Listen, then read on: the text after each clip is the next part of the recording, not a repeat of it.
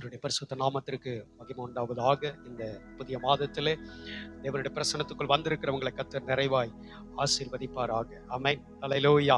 முன்குறித்தவர்களை அழைத்து கொண்டு வருகிறார். ஸ்தோத்திரம். அழைத்து கொண்டு வந்தவர்களை கர்த்தர் பரிசுத்தப்படுத்தி ஆண்டவர் கனப்படுத்துகிற ஆண்டவர். ஆமென். இந்த புதிய மாதம் ஸ்தோத்திரம் உங்களை என்னையும் இந்த இடத்துல கொண்டு வந்து ஆண்டவர் முன்குறித்து கர்த்தர் நம்மை ஆசீர்வதிக்க திட்டம் வைத்திருக்கிறார். கர்த்தருடைய நாமம் மகிமைப்படுவதாக. முதல் 6 மாதங்கள் ஆண்டவர் அற்புதமாக நடத்தி வந்த ஆண்டவர். ஸ்தோத்திரம். அற்புதமாக ஒரு ஆசீர்வாதமான மழை பெய்யும் என்று சொல்லி இந்த வருஷத்தின் ஆரம்பத்தில் கரம் பிடித்த ஆண்டவர் முதல் பாதி வருடத்தை முடிக்க ஆண்டவர் நமக்கு உதவி செய்திருக்கிறார். அடுத்த பாதி வருடத்திலே கால் எடுத்து வைத்த நமக்கு தேவன் கொடுக்கிற ஒரு விலையேற பெற்ற வார்த்தையை நாம் வாசித்து அடுத்த 6 மாதங்கள் நம்முடைய வாழ்க்கையில கர்த்தர் என்ன செய்ய விரும்புகிறார், நம்மிடத்தில் என்ன எதிர்பார்க்கிறார் என்று சொல்லி இந்த காலை நேரத்திலே சில ஸ்தோத்திரம் தேவ வசனங்களை தியானித்து நம்முடைய வேலைகளை நாம் தொடங்க போகிறோம். நியாயாதிபதிகள் புஸ்தகம் 6ஆம் அதிகாரம் எடுத்துக்கொள்ளவும். நியாயாதிபதிகள் புஸ்தகம் 6ஆம் அதிகாரம் 24வது வசனத்தை நாம் எல்லாரும் சேர்ந்து வாசிக்க போகிறோம். நியாயாதிபதிகள் புஸ்தகம் ஸ்தோத்திரம் 6ஆம் அதிகாரம் 23வது வசனம் 24வது வசனம் 2 வசனங்களை நாம் சேர்ந்து வாசிக்க போகிறோம். நியாயாதிபதிகள் புஸ்தகம் 6ஆம் அதிகாரம் 23வது வசனம் 24வது வசனம். அதற்கு கர்த்தர், உனக்கு சமாதானம், பயப்படாதே, நீ சாவதில்லை என்று சொன்னார். அங்கே கிதியோன் கர்த்தருக்கு ஒரு பலிபீடத்தை கட்டி அதற்கு யெகோவா ஷாலோம் என்று பெயரிட்டான். அது இந்நாள் வரைக்கும் அபியேஸ்ரரின் ஊராகிய ஓப்பிராவிலே இருக்கிறது. கர்த்தருடைய பரிசுத்த நாமத்திற்கு மகிமை உண்டாவதாக. அங்கே கிதியோன் கர்த்தருக்கு ஒரு பலிபீடத்தை கட்டி அதற்கு யெகோவா ஷாலோம் என்று பெயரிட்டான். கர்த்தருடைய நாமம் மகிமைப்படுவதாக. அடுத்த இந்த 2025வது வருடத்தினுடைய அடுத்த பாதி வருடத்திலே கால் எடுத்து வைத்த நமக்கு ஆண்டவர் செய்ய விரும்புகிற ஒரு பெரிய அற்புதத்தின் வாக்குத்தத்தம், நான் யெகோவா ஷாலோம் என்று சொல்லுகிறார். ஆமென். ஸ்தோத்திரம். யெகோவா ஷாலோம் என்று சொன்னால் சமாதானம் தருகிற தேவன் என்ற அர்த்தம். அடுத்த 6 மாதங்கள் தேவன் நமக்கு சமாதானமாக நடத்த விரும்புகிறாராம். ஸ்தோத்திரம். பாதி வருடத்திலே ஸ்தோத்திரம் முடித்து அடுத்த பாதி வருடத்திலே கால் எடுத்து வைத்திருக்கிற நமக்கு, நம்முடைய குடும்பத்திற்கு, நம்முடைய பட்டணத்திற்கு, நம்முடைய ஸ்தோத்திரம் மாநிலத்திற்கு, நம்முடைய தேசத்திற்கு, சுற்றிலும் அண்டை நாடுகள்ல இருக்கிற எல்லா தேசங்களுக்கும் ஆண்டவர் சொல்லுகிற ஒரு விலையேற பெற்ற ஸ்தோத்திர தீர்க்க தரிசன வார்த்தை, நான் யெகோவா ஷாலோம். ஸ்தோத்திரம். நான் சமாதானத்தை கொடுக்கிற தேவன்.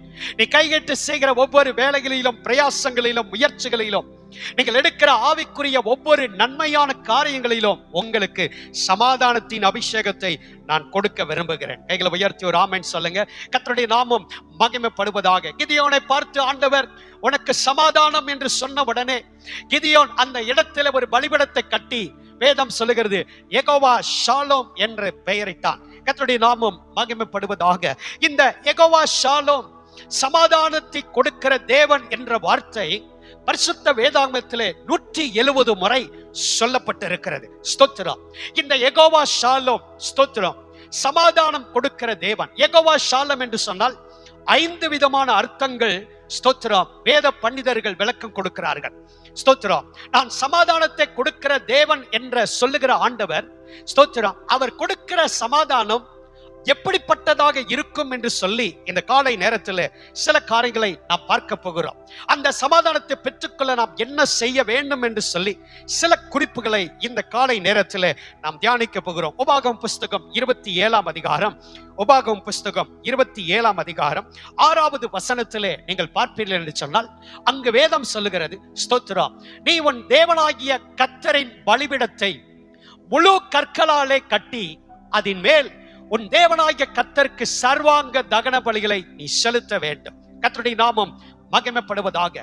உனக்கு சமாதானம் என்று சொன்ன உடனே கிதியோன் அடுத்த வினாடி செய்த ஒரு பெரிய காரியம், ஆண்டவருக்கென்று ஒரு பலிபீடத்தை கட்ட ஆரம்பித்தார். இந்த ஸ்தோத்திரம் அடுத்த 6 மாதங்கள் கர்த்தர் நமக்கு சொல்லுகிற ஒரு பெரிய வார்த்தை, நீங்கள் பலிபீடம் கட்ட வேண்டும். ஸ்தோத்திரம். நீங்கள் ஆண்டவருக்கென்று பலிபீடத்தை கட்டிக்கொண்டே இருக்க வேண்டும். நீங்கள் ஆண்டவருக்கென்று கட்டுகிற பலிபீடம் எப்படிப்பட்டதாக இருக்க வேண்டும்? வேதம் சொல்லுகிறது முழுமையானதாக இருக்க வேண்டுமா. ஸ்தோத்திரம். யெகோவா ஷாலோம் என்று சொன்னால் ஆண்டவர் கொடுக்கிற சமாதானம் எப்படி நம்முடைய வாழ்க்கையில செயல்படும் என்று சொன்னால் ஆண்டவர் சொல்ல, முழு கற்களாலே நீ ஒரு பலிபீடத்தை கட்டி உன் தேவனாகிய கர்த்தரின் பலிபீடத்தை முழு கற்களாலே நீ கட்டி, அப்படி என்று சொன்னால் எப்படி அவருடைய சமாதானம் நம்முடைய வாழ்க்கையில செயல்படும்? முழுமையாக. ஆண்டவர் கொடுக்கிற சமாதானம் அறகுறையாக இருக்காது, ஒரு காணல் நீரை போல இருக்காது. ஸ்தோத்திரம். கொஞ்சம் வந்து விட்டு உடனே வெளியே போய் விடுகிற சமாதானம் அல்ல. ஆண்டவர் சொல்லுகிறார், உலகம் கொடுக்கிற சமாதானம் அல்ல, என்னுடைய சமாதானத்தை தருகிறேன். ஆமென். அவர் கொடுக்கிற சமாதானம் முழுமையாக இருக்கும். நீங்களும் நானும் கர்த்தருக்கு ஒரு முழுமையான பலிபீடத்தை நாம் கட்ட வேண்டும். இரண்டாவது, ஆண்டவர் கொடுக்கிற யெகோவா ஷாலம் என்கிற சமாதானம் எப்படிப்பட்டதாக இருக்கும்? யாத்ராகம் புஸ்தகம் 22ஆம் அதிகாரம், யாத்ராகம் புஸ்தகம் 22ஆம் அதிகாரம் 4வது வசனத்தை நீங்கள் பார்ப்பீர்கள் சொன்னால், அங்க வேதம் சொல்லுகிறது, அவன் திருடின மாடாவது கழுதையாவது ஆடாவது உயிருடனே அவன் கையில் கண்டுபிடிக்கப்பட்டால் இரட்டிப்பாக அவன் கொடுக்க வேண்டும். 7வது வசனத்தையும் நீங்கள் பார்ப்பீர்கள் என்று சொன்னால், அங்கேயும் சொல்லப்படுகிறது, ஒருவன் பிறனுடைய வசத்தில் திரவத்தையாவது உடைமைகளாவது அடைக்கலமாக வைத்திருக்கும் போது அது அவன் வீட்டிலிருந்து திருடப்பட்டு போனால், திருடன் அகப்பட்டான யாகில் அவன் அதற்கு இரட்டிப்பாக கொடுக்க வேண்டும். அப்படி என்று சொன்னால் இழப்பீடுக்கு கிடைக்கிற இழப்பீடு என்ற அர்த்தம். ஸ்தோத்திரம். நீங்கள் எதையெல்லாம் இந்த ஸ்தோத்திரம் 6 மாதங்கள்ல இழந்து போனீர்களோ அதையெல்லாம் ஆண்டவர் இரட்டிப்பாக உங்களுக்கு இந்த அடுத்த 6 மாதங்கள்ல கர்த்தர் உங்களுக்கு சமாதானமாக கொடுக்க விரும்புகிறார். ஆமென் சொல்லுங்க. ஹல்லேலூயா. யெகோவா ஷாலம் என்று சொன்னால் முதலாவது முழுமையாக ஆண்டவர் செய்கிற அற்புதங்கள் விளங்கும். இரண்டாவது, இழப்பீடுக்கு கிடைக்கிற இழப்பீடு. எதை இழந்து போனீர்களோ, எந்தெந்த ஸ்தோத்திரம் ஆசீர்வாதங்களை இழந்து போனீர்களோ அது எல்லாவற்றையும், எந்தெந்த அபிஷேகம் உங்களை விட்டு விலகி போனதோ, நீங்கள் ஆண்டவருக்கென்று ஒரு முழுமையான ஒரு பலிபீடத்தை நீங்கள் கட்டும் பொழுது வேதம் சொல்லுகிறது, நீங்கள் இழந்து போன எல்லாவற்றையும் கர்த்தர் இந்த மாதத்தில் 2 மடங்கு கர்த்தர் கொடுக்க விரும்புகிறார். ஆமென். ஹல்லேலூயா. மூன்றாவது, யெகோவா ஷாலம் என்ற வார்த்தைக்கு 3வது அர்த்தம் ஆதியாகமம் புஸ்தகம் 43ஆம் அதிகாரம், ஆதியாகமம் புஸ்தகம் 43ஆம் அதிகாரம் 27வது வசனத்தில் நீங்கள் பார்ப்பீர்கள் சொன்னால், அங்கு வேதம் சொல்லுகிறது, ஸ்தோத்திரம், யோசேப்பு அவனுடைய ஸ்தோத்திரம் சகோதரர்களை பார்த்து கேட்கிற ஒரு வார்த்தை, அவர்கள் சுக செய்தியை விசாரித்து, நீங்கள் சொன்ன முதிர் வயதான உங்கள் தகப்பன் சுகமாக இருக்கிறாரா, அவர் இன்னும் உயிரோடு இருக்கிறாரா என்று சொல்லி அவர்களிடத்தில் விசாரித்தார். ஸ்தோத்திரம். யெகோவா ஷாலோம், சமாதானம் கொடுக்கிற தேவன் யெகோவா ஷாலம் என்று சொன்னால் 3வது அர்த்தம் வேதம் சொல்லுகிறது, ஸ்தோத்திரம், சுகமான ஒரு வாழ்க்கை. இந்த ஆண்டவர் சொல்லுகிறார், நான் கொடுக்கிற சமாதானம் எப்படி இருக்கும்? உங்க வாழ்க்கையில நீங்கள் சுகமாகவே இருப்பீர்கள். வாழ்நாள் முழுவதும் நீங்கள் சுகமாகவே இருப்பீர்கள். வாழ்நாள் முழுவதும் நல்ல ஸ்தோத்திரம் ஆசீர்வாதம் உள்ள சுகமாக இருப்பீர்கள் என்று சொல்லுகிறார். அவர் சுகமாக இருக்கிறாரா? சுக செய்தியை விசாரிக்கிறார். ஸ்தோத்திரம். இந்த வருஷத்தினுடைய ஸ்தோத்திரம் 2வது பகுதியான பாதி வருஷத்துல கர்த்தர் சொல்லுகிறார், எந்த பலவீனம் இல்லாதபடி நானே உன் பரிகாரியாகிய கர்த்தர். ஸ்தோத்திரம். இஸ்ரவேல் கோத்திரங்களில் ஒருவனும் பலவீனப்பட்டவன் அல்ல. தேவனுடைய வசனத்தின்படி வாழ்கிற ஒருவனுக்கும் எந்த பலவீனம் தொடாதபடி கர்த்தர் நல்ல சுகமாக நல்ல ஒரு பாதுகாப்பாக கர்த்தர் வைத்திருப்பார். ஆமென். 4வது, யெகோவா ஷாலோம். யெகோவா ஷாலோம் என்று சொன்னால் 4வது அர்த்தம் 1 நாளாகமம் புஸ்தகம் 29ஆம் அதிகாரம் 9வது வசனத்தில் நீங்கள் பார்ப்பீர்கள் சொன்னால், 1 நாளாகமம் புஸ்தகம் 29ஆம் அதிகாரம் 9வது வசனத்தில் நீங்கள் பார்ப்பீர்கள் சொன்னால், இப்படி மனப்பூர்வமாக கொடுத்ததற்காக ஜனங்கள் சந்தோஷப்பட்டார்கள். ஸ்தோத்திரம். உத்தம இருதயத்தோட உற்சாகமாக கர்த்தருக்கு கொடுத்தார்கள். தாவீது ராஜாவும் மிகவும் சந்தோஷப்பட்டார். யெகோவா ஷாலோம். ஸ்தோத்திரம். யெகோவா ஷாலம் என்று சொன்னால் 4வது அர்த்தம் உத்தம இருதயம். ஸ்தோத்திரம். ஆண்டவர் கொடுக்கிற சமாதானம் எப்படி இருக்கும்? உத்தம இருதயத்தோடு வாழ உதவி செய்யும். ஸ்தோத்திரம். இந்த ஸ்தோத்திரம் அடுத்த மாதங்கள்ல ஆண்டவர் நமக்கு கொடுக்கிற இந்த யெகோவா ஷாலம் கர்த்தருக்காக, தேவ வசனத்திற்காக, தேவ அபிஷேகத்துக்காக உத்தம இருதயத்தோடு, வேதம் அப்படிதான் சொல்லுகிறது. ஸ்தோத்திரம்.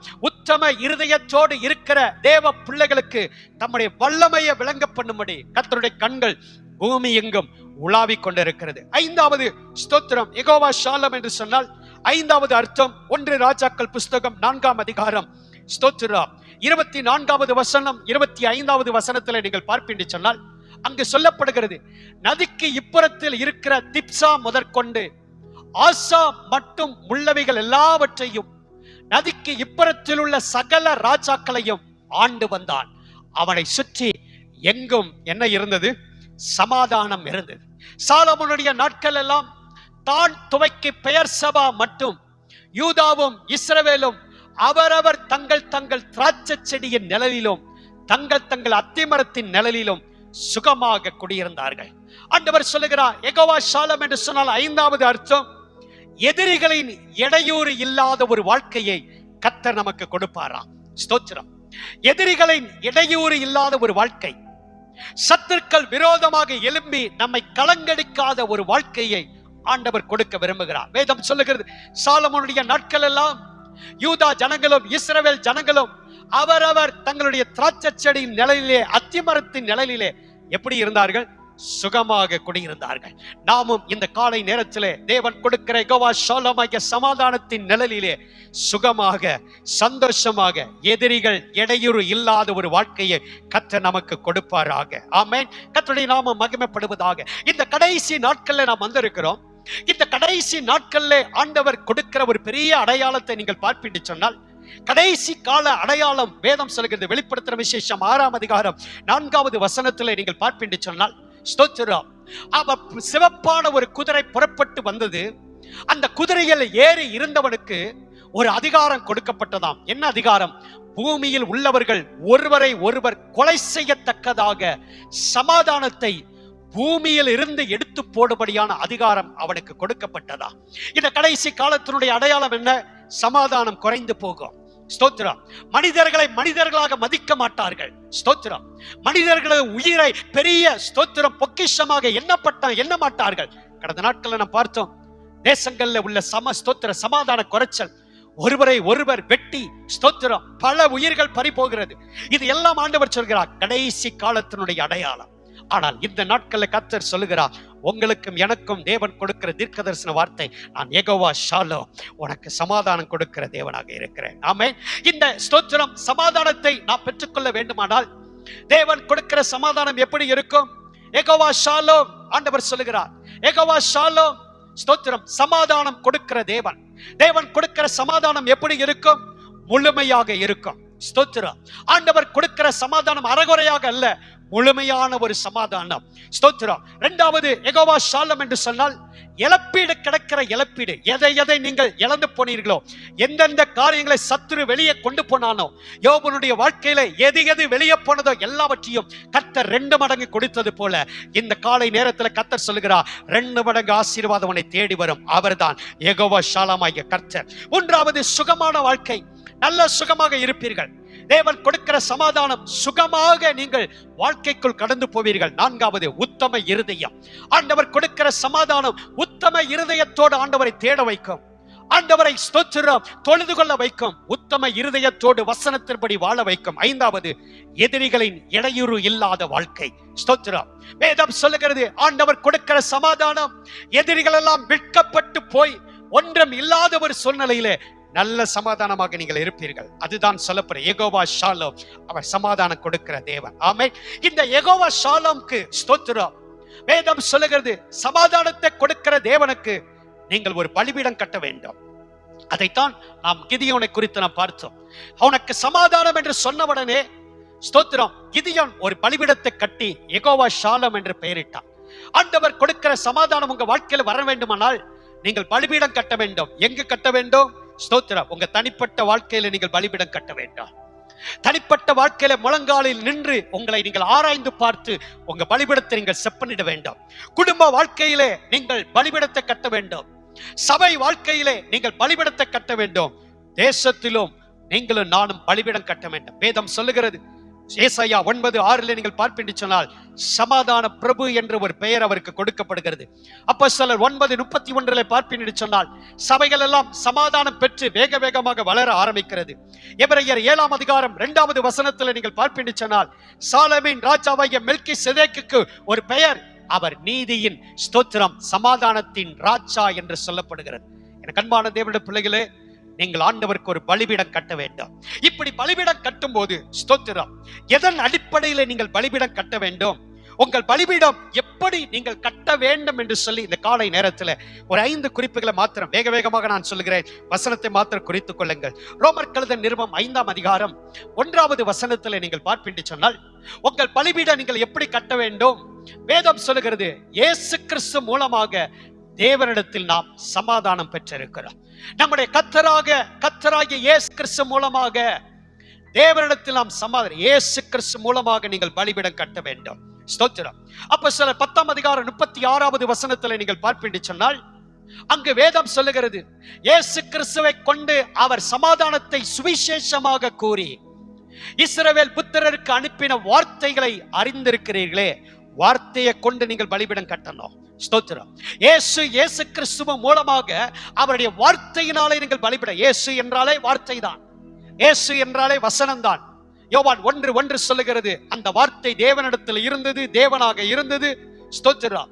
வேதம் சொல்லுகிறது, அந்த வார்த்தை ஆதியிலே இருந்தது. ஸ்தோத்திரம். இயேசு தான் வார்த்தை, பைபிள் தான் இயேசு. ஸ்தோத்திரம். அப்ப வேதம் சொல்லுகிறது, வசனத்தின் மேலே நீங்கள் பலிபீடத்தை கட்ட வேண்டும். இரண்டாவது, ஏசாயா தீர்க்கதரிசன புத்தகம் 48:17-18 நீங்கள் பார்ப்பீங்க சொன்னால், நீங்கள் கட்டுகிற பலிபீடம் எப்படி இருக்கணும்? முதலாவது, வசனத்தின் மேலே நீங்கள் கட்ட வேண்டும், இயேசுவின் மேல கட்ட வேண்டும். ஸ்தோத்திரம். இயேசு கிறிஸ்துவை கொண்டு கட்ட வேண்டும். இரண்டாவது, ஸ்தோத்திரம், வேதம் சொல்லுகிறது, இஸ்ரவேலின் பரிசுத்தராக இருக்கிற, ஸ்தோத்திரம், உன் மீட்பராக கர்த்தர் சொல்லுகிறதாவது, பிரயோஜனமாக இருக்கிறதை உனக்கு நான் போதித்து நீ நடக்க வேண்டிய வழியில உன்னை நடத்துகிற உன் தேவனாகிய கர்த்தர் நான். உனக்கு நான் பிரயோஜனமானதை போதிப்பேன். நான் போதிக்கிற பிரயோஜனமானது எப்படி இருக்கும்? அடுத்து சொல்லுகிறார், என் கற்பனைகளை நீ கவனித்தாயானால் நலமாக இருக்கும், என் வசனங்களை நீ கவனித்தாயானால் நலமாக இருக்கும். அப்பொழுது என்ன நடக்கும்? நான் கொடுக்கிற சமாதானம் உன் வாழ்க்கையில எப்படி இருக்கும்? நதியை போலவும் உன் நீதி சமுத்திரத்தின் அலைகளைப் போலவும் இருக்கும். ஆண்டவர் சொல்லுகிறார், நீங்கள் கட்டுகிற பலிபீடம், ஸ்தோத்திரம், இரண்டாவது எப்படி இருக்க வேண்டும்? கற்பனைகளை கண்ணோக்கி பார்க்க வேண்டும். ஆண்டவர் என்னென்ன கற்பனைகளை கொடுத்திருக்கிறார், என்னென்ன கட்டளைகளை கொடுத்திருக்கிறார் என்பதை நீங்கள் கவனித்து அதன்படி நடக்க ஆரம்பிக்க வேண்டும். அப்படி நடந்தால் ஆண்டவர் கொடுக்கிற சமாதானம் நதியை போல இருக்கும். அதற்கு என்ன செய்ய வேண்டும்? வேதத்தை அதிகமாக நேசிக்க வேண்டும். சங்கீதம் 119:165 பார்ப்பீங்க சொன்னால், வேதத்தை நேசிக்கிறவர்களுக்கு மிகுந்த சமாதானம் உண்டு. வேதத்தை அதிகமாக நேசிக்கணும். மூன்றாவது, ஸ்தோத்திரம், 2 ராஜாக்கள் 4:30 நீங்கள் பார்ப்பீங்க சொன்னால், அங்கு வேதம் சொல்லுகிறது, ஸ்தோத்திரம், பிள்ளையின் தாயோ எலிசாவை பார்த்து சொல்லுகிறார், நான் உம்மை விடுகிறதில்லை என்று கர்த்தரின் ஜீவனையும் உம்முடைய ஜீவனையும் கொண்டு சொல்லுகிறேன் என்றார். அப்பொழுது அவன் எழுந்திருந்து அவள் பின்னே போனான். கர்த்தருடைய பரிசுத்த நாமத்திற்கு மகிமை உண்டாவதாக. இங்கு வேதம் சொல்லுகிறது, மூன்றாவது, உங்கள் பலிபீடம் எப்படி இருக்க வேண்டும்? ஆண்டவரை உறுதியாக பிடித்துக் கொண்டு கட்டணும். ஸ்தோத்திரம். ஆண்டவரை உறுதியாக பிடித்துக் கொண்டு பற்றிக்கொண்டு அவரை நீங்கள் உங்க பலிபீடத்தை கட்டணும். எந்த விதத்திலும் அவருடைய பிரசன்னத்தையோ வார்த்தையோ வல்லமையோ அபிஷேகத்தையோ விட்டுடவே கூடாது. ஸ்தோத்திரம். வேதம் அப்படிதான் சொல்லுகிறது. ஏசாயா 26:3 நீங்கள் பாருங்க, உம்மை உறுதியாக பற்றிக் கொண்ட மனதை உடையவன் உம்மையே நம்பி இருக்கிறபடியால் அவரை எப்படி என்ன செய்வீர்? பூரண சமாதானத்தோடு காத்துக்கொள்ளுவீர். உறுதியாக ஆண்டவரை பற்றிக் கொள்ள வேண்டும், உறுதியாக பிடித்துக் கொள்ள வேண்டும். நான்காவது, பிலிப்பியர், ஸ்தோத்திரம், 4:6-7 நீங்கள் பார்ப்பீங்க சொன்னால், அங்கு வேதம் சொல்லுகிறது, ஸ்தோத்திரம், நீங்கள் ஒன்றுக்கும் கவலைப்படாமல் எல்லாவற்றை குறித்து உங்க விண்ணப்பங்களை ஸ்தோத்திரத்தோடு கூடிய ஜெபத்தினாலும் வேண்டுதலினாலும் தேவனுக்கு தெரியப்படுத்துங்கள். அப்பொழுது என்ன நடக்கும்? எல்லா புத்திக்கும் மேலான தேவ சமாதானம் உங்கள் இருதயங்களையும் உங்க சிந்தைகளையும் கிறிஸ்து இயேசுவுக்குள்ளாக காத்துக்கொள்ளும். கைகளை உயர்த்தி ஒரு ஆமென் சொல்லுங்க. அல்லேலூயா. வேதம் அப்படித்தான் சொல்லுகிறது. நான்காவது, உங்க பலிபீடம் எப்படி நீங்கள் யெகோவா ஷாலம் பலிபீடத்தை எப்படி கட்ட வேண்டும்? ஸ்தோத்திர பலிகளை செலுத்தி நீங்கள் கட்ட வேண்டும். ஸ்தோத்திரம். வேதம் அப்படித்தான் சொல்லுகிறது. நீங்கள் ஒன்றுக்கும் கவலைப்படாமல் நீங்கள் ஸ்தோத்திரங்களை ஆண்டவருடைய சமூகத்தில் ஏறெடுத்து உங்க பலிபீடத்தை நீங்கள் கட்டுவீர்களானால் எல்லா புத்திக்கும் மேலான தேவ சமாதானம் உங்களை நிரப்ப ஆரம்பிக்கும். ரோமர் 8:6 நீங்கள் பார்க்க முடியும். பவுல் ரோமாபுரி சபைக்கு சொல்லும்போது சொல்கிறார், மாம்ச சிந்தை மரணம், ஆவியின் சிந்தையோ எப்படிப்பட்டது? ஜீவனும் சமாதானமாம். ஆமென். ஐந்தாவது, கடைசியாக யெகோவா ஷாலம் பலிபீடத்தை நீங்கள் எப்படி கட்ட வேண்டும்? ஏசாயா 57:19 நீங்கள் பார்ப்பீங்க சொன்னால், தூரமாக இருக்கிறவர்களுக்கும் சமீபமாக இருக்கிறவர்களுக்கும் சமாதானம் சமாதானம் என்று கூறும் உதடுகளின் பலனை சிருஷ்டிக்கிறேன் என்று கர்த்தர் சொல்லுகிறார். ஸ்தோத்திரம். நீங்கள் யெகோவா ஷாலம் பலிபீடத்தை எப்படி கட்ட வேண்டும் என்று சொன்னால், ஸ்தோத்திரம், வேதம் சொல்லுகிறது, யெகோவா ஷாலம் சமாதானம் கொடுக்கிற தேவன். கிதியோன் ஆண்டவருக்கு ஒரு பலிபீடத்தை கட்டி யெகோவா ஷாலம் என்று பெயரிட்டார். இந்த யெகோவா ஷாலம் பலிபீடத்தை எப்படி கட்ட வேண்டும்? தேவனுடைய வார்த்தையை ஏற்றுக்கொண்டு நீங்கள் கட்ட வேண்டும். இயேசுவின் மேல் பலிபீடத்தை கட்ட வேண்டும். இரண்டாவது, அவருடைய கற்பனைகளை நீங்கள் கண்ணோக்கி பார்த்து கட்ட வேண்டும். அவருடைய வார்த்தைகள் என்ன சொல்லுகிறது, என்ன ஆலோசனைகளை கொடுக்கிறார், கட்டளைகள் என்ன சொல்லுகிறது என்பதை நீங்கள் கவனித்து கட்ட வேண்டும். மூன்றாவது, ஆண்டவரை உறுதியாக பற்றி கொண்டு நீங்கள் கட்ட வேண்டும். உம்மை உறுதியாக பற்றி கொண்ட மனதை உடையவனை பூரண சமாதானத்தோடு காத்துக் கொள்கிறவர். உறுதியாக பற்றி கொண்டு கட்ட வேண்டும். நான்காவது, ஸ்தோத்திர பலிகளை ஏறெடுத்து நீங்கள் கட்ட வேண்டும். ஐந்தாவது, மற்றவர்களுக்கு உங்களுக்கு சமாதானம், உங்களுக்கு சமாதானம், உங்களுக்கு சமாதானம் என்று நீங்கள் சொல்லி சொல்லியே பலிபீடத்தை கட்ட வேண்டும். ஆமென் சொல்லுங்க. ஹல்லேலூயா. இங்க வேதம் அப்படிதான் சொல்லுகிறது. நீங்கள் யாரை பார்த்தாலும் கர்த்தர் உங்களுக்கு நல்ல சமாதானத்தை கொடுப்பாராக என்று சொல்லுங்கள். தூரமாக இருக்கிறவர்களுக்கும் சமீபத்தில் இருக்கிறவர்களுக்கும் உங்களுடைய கரங்களை கொடுத்து பிரைஸ் தி லார்ட் என்று சொல்லும்போது உங்களுக்கு சமாதானம் என்று சொல்லுங்கள். உங்க வாழ்க்கையில் கர்த்தர் அந்த சமாதானத்தை நிரப்பி ஆசீர்வதிப்பார். ஆமென். ஹல்லேலூயா. யெகோவா ஷாலம் என்று சொன்னாலே முழுமை, இழப்பீடுக்கு கிடைக்கிற இழப்பீடு, சுகமான வாழ்க்கை, உத்தம இருதயம், எதிரிகளின் இடையூறு இல்லாத ஒரு வாழ்க்கை. இப்படிப்பட்ட ஒரு சமாதானத்தை பெற்றுக்கொள்ள கிதியோன் ஒரு பலிபீடத்தை கட்டினார். அந்த பலிபீடம் எப்படி இருந்தது? தேவனுடைய வார்த்தையின் மேலே பலிபீடத்தை கட்டுகிறார். ஆண்டவருடைய கற்பனைகளையும் கட்டளைகளையும் கவனித்து கட்டுகிறார். ஆண்டவரை உறுதியாக பற்றி கொண்டு கட்டுகிறார். ஸ்தோத்திர பலிகளை ஏறெடுத்து கட்டுகிறார். மற்றவர்களை பார்க்கும்போது யாரை பார்த்தாலும் ஆண்டவர் உங்களுக்கும் சமாதானம் கொடுப்பாராக, உங்களுக்கு சமாதானம் சமாதானம் சமாதானம் என்று சொல்லி அவர் பலிபீடத்தை கட்டினார். கர்த்தருடைய வாழ்க்கையிலே பூரண சமாதானத்தை கொடுத்தார்.